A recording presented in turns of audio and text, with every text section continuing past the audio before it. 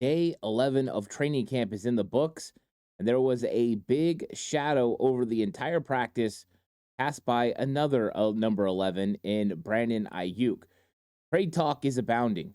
Where will Brandon Aiyuk end up? Will he stay in San Francisco and play on the fifth year option? Will he reach an extension? Will he end up being traded to one of the teams that's been mentioned? And all the while, we're just wondering how the team is continuing to do at practice. We're going to talk all about Ayuk. We're going to talk all about training camp in this episode of 49ers Cutback.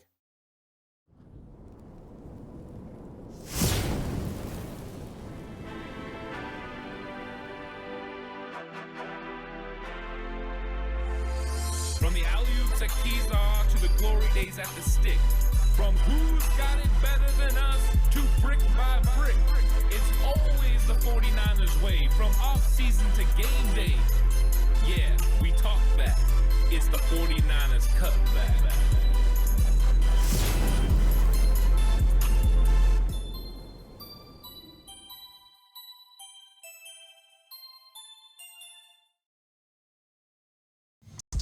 It's 49ers Cutback podcast time. Welcome to the show, everyone.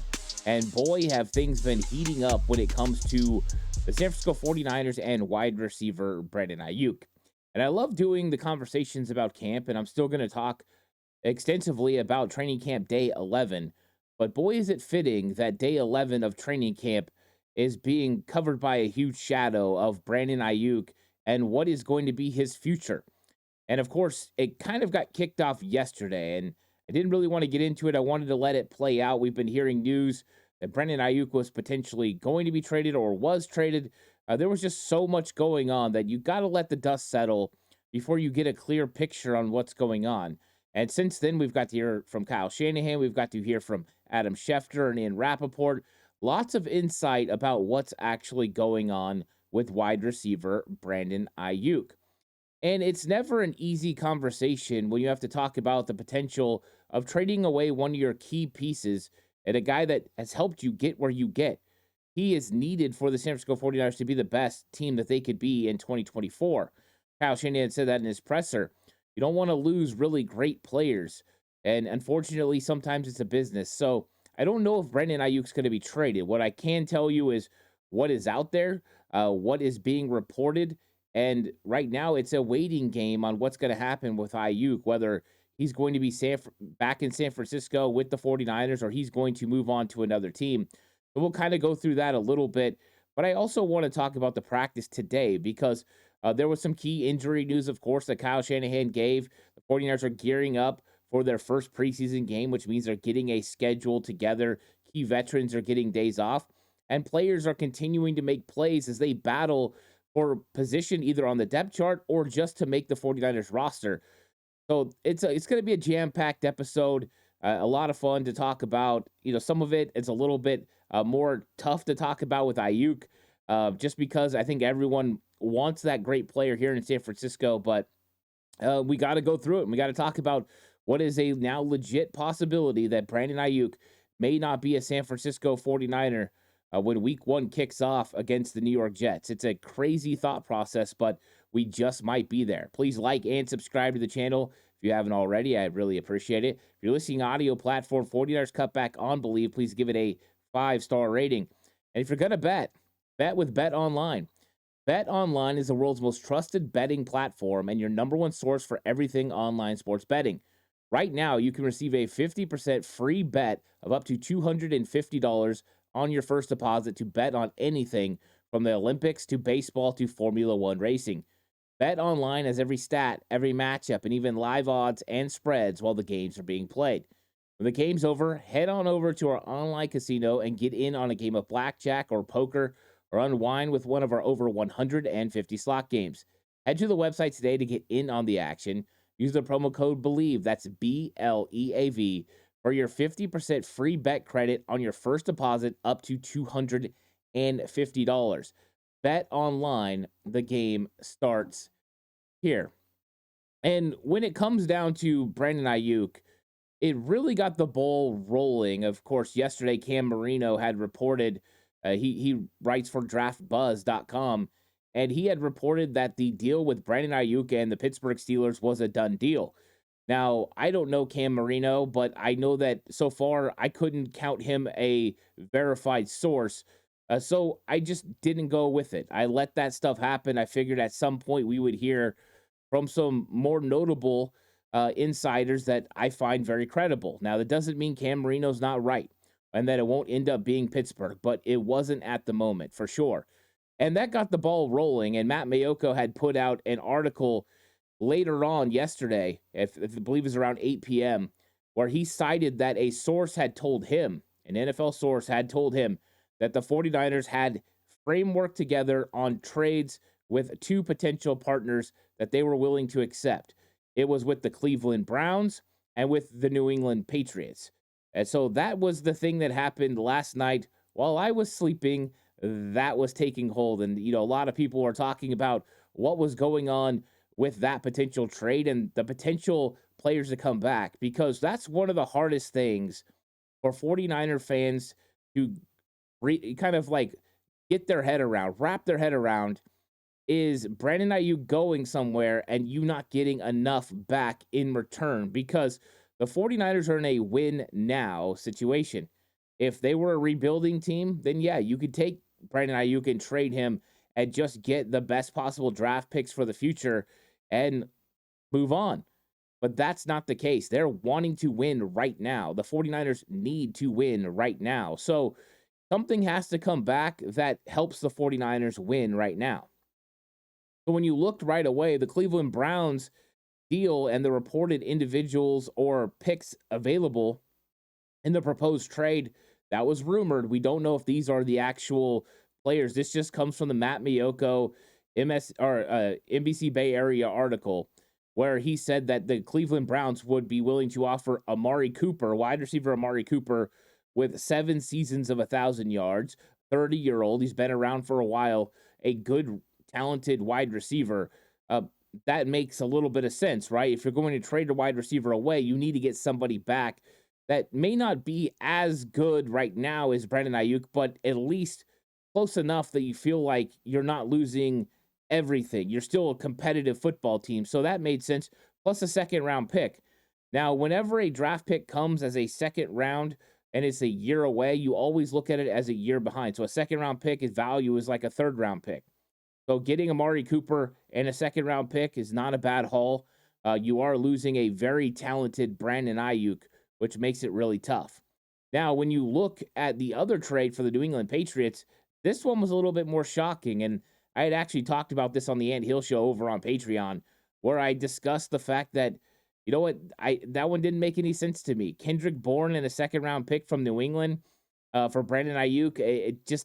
To me, it didn't bring back a player that was going to be impactful enough to make up for the loss of Brandon Aiyuk. So I think that's always a little bit of an issue. Now, when you go back and you look at all the parameters of the different trades, we remember that during draft day, the San Francisco 49ers were offered a second round pick, which I believe was pick 34 from the New England Patriots on draft night, and they turned it down.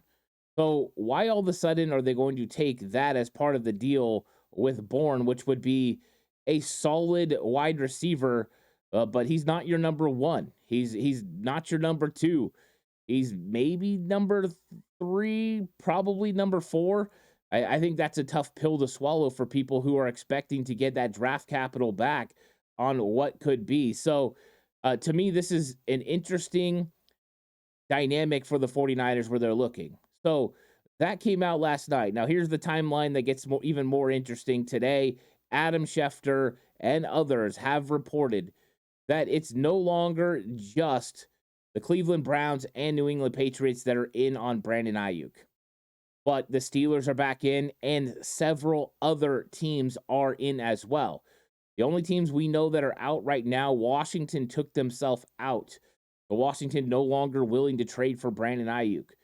So this is a situation where it appears that multiple teams not only are willing to trade with the 49ers, they are willing to pay Brandon Aiyuk the contract that he is looking for. It's even being reported New England might be willing to pay him into the top 5 wide receivers in the league to get a deal done. But it's going to take a lot. And that's one of the problems that's been holding up the Pittsburgh in. The 49ers want a lot back in return. Doing a little bit of research, I found out that the Steelers presumably have offered defensive end Alex Highsmith, who is a starting defensive end in this league, and a second round pick. But that's not enough. That the 49ers want a really good young player, a young offensive player to be a part of the deal. So right now, we're in a holding pattern. Brandon Aiyuk is still going to the facility. He's still going to meetings. He was there today and he was not participating, but sometimes he watches. But there's nothing going on with him as far as a contract extension right now. So when Kyle Shanahan was asked about this in his presser, he talked about the fact that nothing has really changed for him. So this has been where they've been at for a while now with Brandon Aiyuk in his camp, is that they have allowed Brandon Aiyuk to talk to other teams. Kyle Shanahan admitted that that is true. So his agent and himself have been able to talk to other teams and talk about contract situations. And then the 49ers will engage in what it takes to get it back. Here's what makes it so difficult to trade Brandon Aiyuk is both the 49ers and Aiyuk have to sign off on the deal. So you have to get both things satisfied. The 49ers have to feel that they are either going to stay the same or they are going to be better with the haul that they get back in the Brandon Aiyuk trade. So the compensation must make the 49ers either stay the same where they're at or make them better. So you have to give a lot. You have to be willing to give a lot in personnel to the 49ers to potentially make that happen. Draft picks alone aren't going to do it.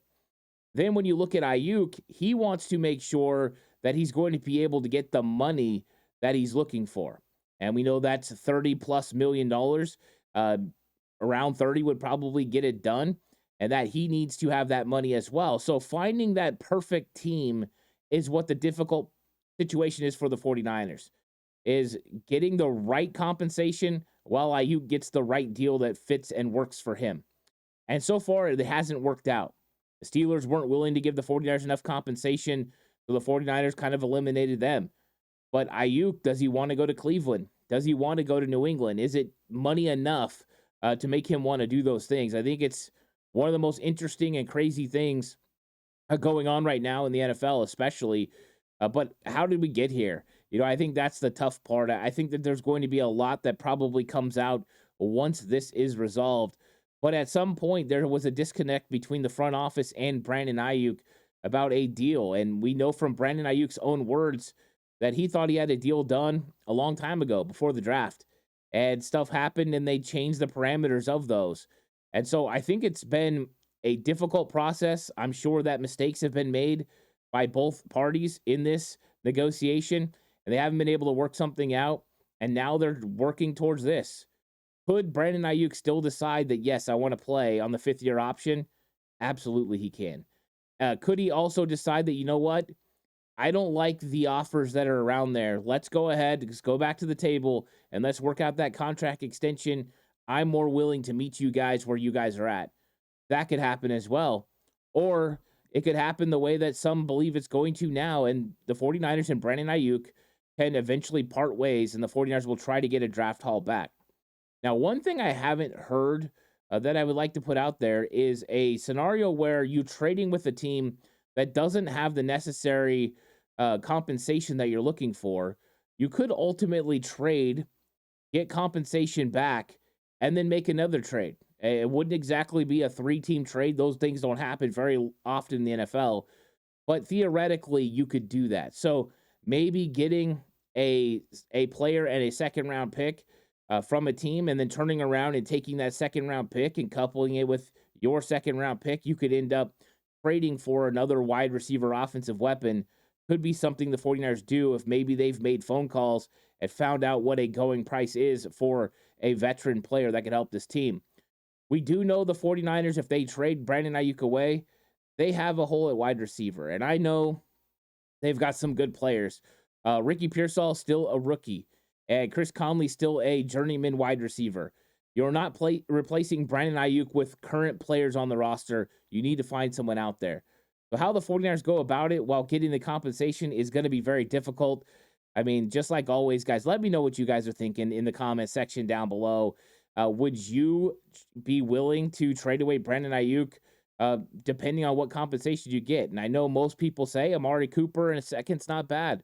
I'm with you on that. I don't like the Evan or the sorry, not even I don't like the Kendrick Bourne second round pick. To me, that's not enough compensation.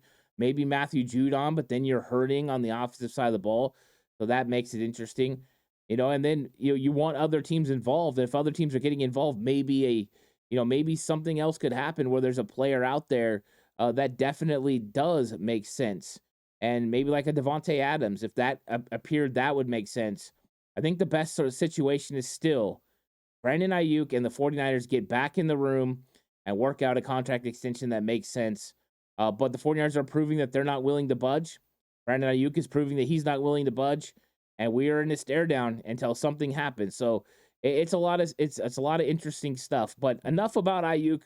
Let's talk about training camp a little bit. There's still some guys out there working out, still getting some stuff done. So let's go through our report. Of course, it's the first day of block 4, which means you're going to have the light practice. And the 49ers did have a light practice today. Of course, tomorrow is Dwight Clark Day. It is open to the fans. It's the last practice open to the fans. So just so you know, if you're planning on getting out there, tomorrow is your last opportunity to do so. So we have some guys that didn't practice, and we'll go over some of the injuries that have been assigned to these players. Some guys are going to be out. First, notably, Christian McCaffrey did not practice. He normally would not have practiced anyways, but it was noted by Kyle Shanahan in the presser that he strained his calf. He said he did not pull it, but he strained it. Going to be out 2 weeks, and now they've decided he will not play during the preseason, and he won't play during joint practices, obviously, with the New Orleans Saints. So that starts explaining why the San Francisco 49ers signed Matt Breida. They signed him last night. It became official today. They went ahead and had to make a roster move and put Malik Turner on the IR. The wide receiver had limped off practice a few days ago, and now they put him on the IR, ending his season in San Francisco. But McCaffrey going to miss the preseason. Hunter Mishwisnowski is dealing with what was called knee irritation, and we've seen lots of punters coming to work out at training camp. I've watched the workouts pretty consistently. The other day, they had a left-footed punter out there, which I was watching. The spin on the ball was pretty interesting after practice. Just watching how Ricky Pearsall and Trent Taylor received punts because it's a little bit different. The rotation's different coming off the left foot. But Kyle Shanahan said they're going to have to sign a punter and figure that thing out for the first preseason game because Mitch Wisnowski will not be available. Isaac Yedem had a day off, so they gave him a vet day off. He's been out there practicing every single day, and so he gets that. Elijah Mitchell, another reason Breida was signed. Elijah Mitchell dealing with a hamstring strain. Kyle Shanahan said he'll be out 1 week. Darrell Luter Jr. continues to try to work to get back. Kyle Juszczyk was having a vet day. Demetrius Flanagan-Fowles still dealing with a little bit of injuries that he's been dealing off and on through training camp. Logan Thomas is still dealing with the hamstring. We'll see when he comes back.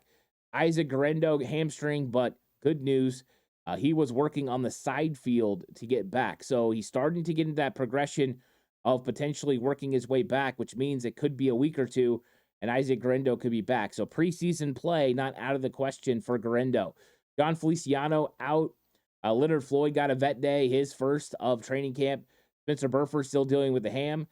Sam Okawanu left practice the other day, and now he's out again. And then Bosa and Hargrave both had the day off, which will be commonplace when the season happens. They're not going to be practicing Tuesdays. It's normally the off days all year long. So just get ready for that. Now, Burford, Isaac Guerendo, Darrell Luter Jr., Elijah Mitchell, and Demetrius Flanagan-Fowles all did conditioning on the side field. That's good news, especially for guys like Mitchell and Guerendo who are working through hamstrings. That means they're getting pretty close. Now, Danny Gray fell day before, and hit his shoulder. It was a bad fall.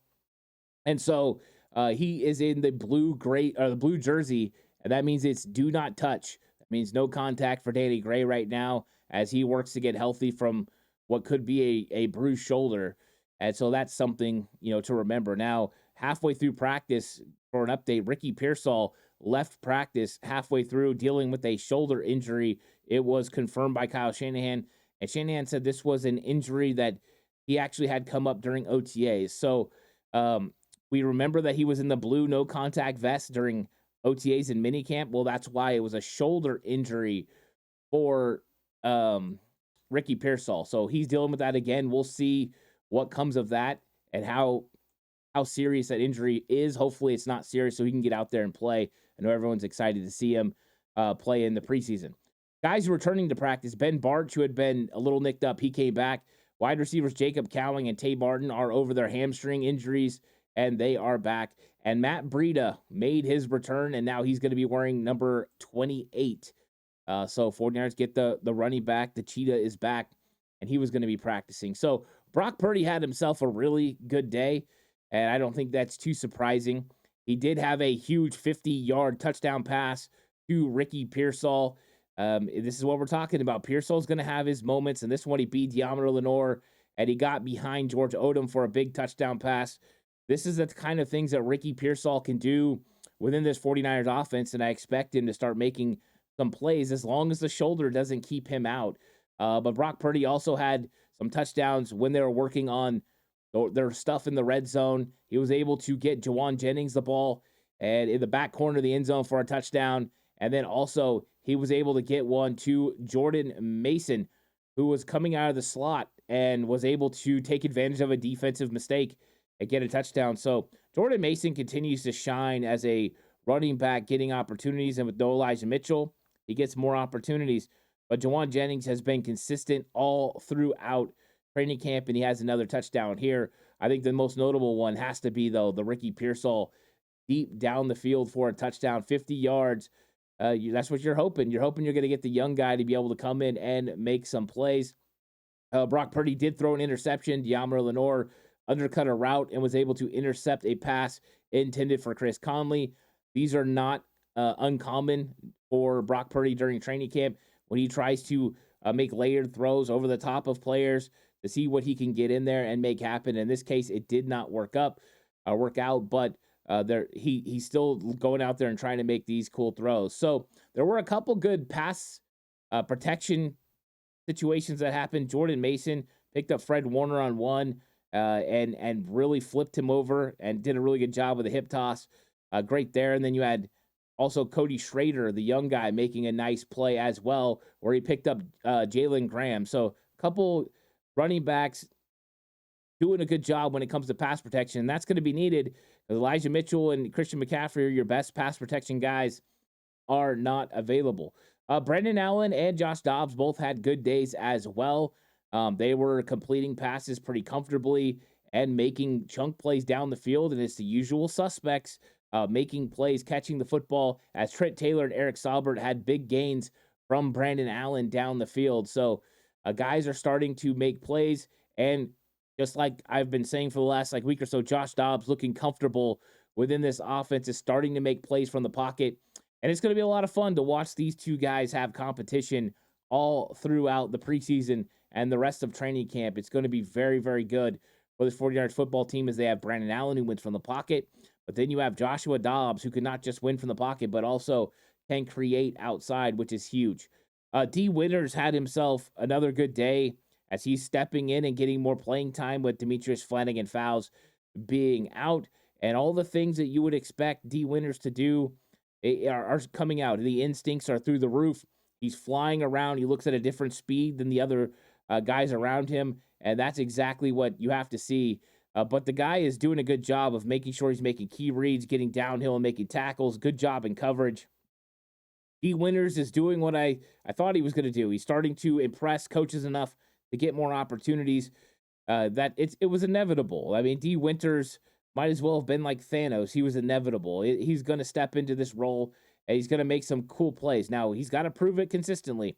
He's still going to have to hold off DFF. He's still going to have to hold off the others, but it looks like D. Winters is going to be the best option as the third linebacker.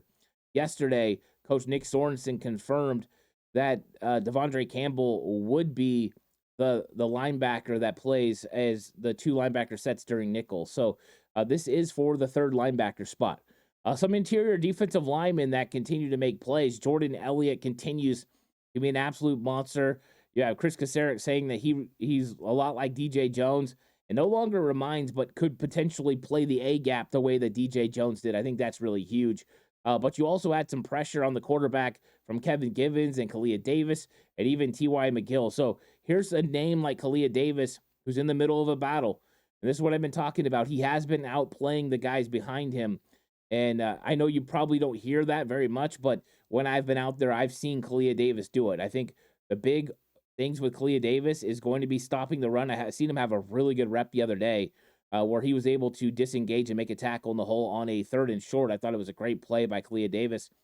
So he does that well, but he's got to make sure he can hold up. And his first real test against duo blocks is going to come in week 1 of the preseason against the Tennessee Titans. So we'll see how he handles his role, but it's good to see those guys getting in there and making plays. And that's what you have to have from your defensive line. It was a defensive line that didn't have Leonard Floyd or Nick Bosa. So you were starting Etor Gross-Matos and you were starting Robert Beal Jr., which is great for Robert Beal Jr. He needs to get some reps, and he's officially passed Austin Bryant on the depth chart, which everyone was hoping was going to happen. So we're seeing some of these guys step in, and that's exactly what the 49ers need to happen. Now, Rock Ya-Sin had another good day. He was able to cause a fumble, knocking the ball away from Jawan Jennings, and he just continued to be a guy that plays really well on the outside. And right now he looks healthy and ready to compete. He plays with physicality and length. I don't think he's out of the argument to make this football team. So Rock Ya-Sin continues to impress for the San Francisco 49ers. Now the offensive line is back to normal with Jake Brendel taking the major center snaps. Dominic Pooney and Aaron Banks. Banks now healthy from his back spasms. He's back at left guard officially.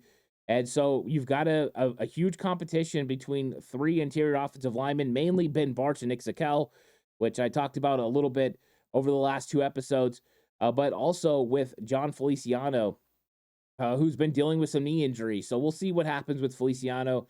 But now it's starting to be clear that until Burford gets back, there's no real competition for Dominic Pooney for the starting right guard job, at least as far as reps go, because they haven't been willing to put Feliciano in that role yet. But Zakelj has been pushing, and I would say he's getting ready to overtake Ben Bartch in that competition. So we'll see how it all plays out, but he's doing a pretty good job.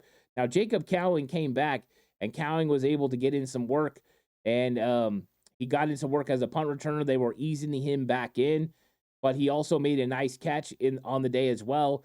So Cowing getting in there, making some plays, and reacclimating. And we saw the way the 49ers did it with Ricky Pearsall. It's a stages, so he'll be working in there with those stages. So 49ers are continuing to develop the young players and get them back. And one notable situation that happened, and it's one that is inevitable. We were talking about Kyle Juszczyk getting a vet day. Number one, he talked about he doesn't even know what to do on vet days. This is vet day number 2 for Kyle Juszczyk. But the 49ers use tight end Jake Tungus as the fullback. And this shouldn't be surprising, as he made the Chicago Bears a couple years ago as the fullback for that football team and played half the year, including scoring a touchdown on a pass play. So Jake Tungus, that's one of the versatility things that I liked about Tungus. And that's one of the reasons I keep saying he could be a practice squad player. His ability to not just play tight end within the 49er system, but fullback as well. Something happened to Juice, heaven forbid. You could bring Tungus off the practice squad and allow him to step into that role. He's a big physical guy, but has the ability to catch the ball in the backfield. Something the 49ers might like on their practice squad. Tungus making himself versatile enough that the 49ers might be willing to keep him. I think that's really good for him, and a position that he was on the 49ers practice squad last year. So here's a guy that I know that George Kittle really likes, and 49ers potentially could have him making some plays. Now, Kyle Shanahan said the San Francisco 49ers won't have starters playing in the preseason opener. Well, he didn't say all starters, but he's trying to hold out as many of the starters as he can. Part of the problem he's going to run into is where they have depth issues. They'll probably still have to play some starters to make sure they can get fully through the game. You can't just not play starters and run out of players. You have to make sure you don't give people too much work because you want them to stay healthy. So we're going to see exactly what happens with how many of the starters actually play, but it's going to be very limited. Don't expect to see any of the big-time players playing in that football game. Is going to be a showcase of the players that need the reps, a showcase of the players that need to prove it not just to the 49ers, but to the rest of the league that they belong in the NFL. So That's what you can expect. And then, of course, next week, the 49ers are headed to Irvine. They're going to be playing the New Orleans Saints in joint practices before playing a Sunday game against the Saints. And we'll see if Brock Purdy and the first team offense gets a couple series the way they did last year after joint practices when they played the Raiders. So we'll see what happens there. I'm sure Kyle will give us some insight as the week goes on. And so that is the news update from what happened at training camp, all the news about Brandon Aiyuk. I don't know how you guys are feeling about that, but we'll see. We'll see what happens with Aiyuk. We'll see what happens with Pearsall and the shoulder injury and how the 49ers build for this first preseason game. It is game week, which is exciting. I'm going to be back at training camp tomorrow. And, of course, the Red and Bold show will happen right after training camp after I get back. I have a little bit of a travel after training camp, so we're going live at 3 p.m. Pacific time for the Red and Bold show. Me and Mark are going to go through training camp and talk about all the latest news, and I'll be able to give my live updates from what I saw on Dwight Clark Day. So please like and subscribe to the channel if you haven't already. I really appreciate it. You're listening to audio platform 49ers Cutback on Believe. This episode is brought to you by Bet Online. The game starts here. I'll catch you guys in the next one. Until then, stay safe. And remember, the right way is always the 49ers way.